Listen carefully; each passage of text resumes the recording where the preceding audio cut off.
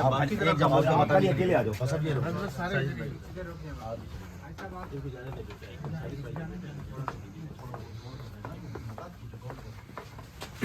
सल्लु अलल हबीब सल्लल्लाहु ताला अला मुहम्मद सल्लल्लाहु अलैहि वसल्लम। कोट मोमिन आए हैं, किनू का शहर कहा जाता है, मगर यहाँ एक हमारे भाई इस्लामी भाई हैं, उनका कोल्ड स्टोरेज है।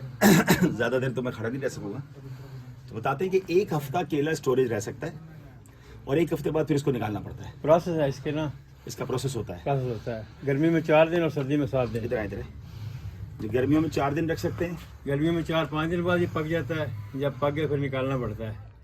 वही तो देखिए केमिकल लगाना पड़ता है, सिर्फ ठंड से ही? ये केमिकल लगाना पड़ता है। कोला केमिकल स्मेल जो आ रही है केमिकल की है? नहीं, केमिकल इसमें एथिलीन होता है ना केले में, इसके इस अंदर ये अपना ऑक्सीजन नहीं है, इसलिए सांस फूल रहा है। हमें हमारे सांस फूल रहा है, ऑक्सीजन नहीं है ना इसकी? ऑक्सीजन नहीं है, बिल्कुल नहीं है ऑक्सीजन।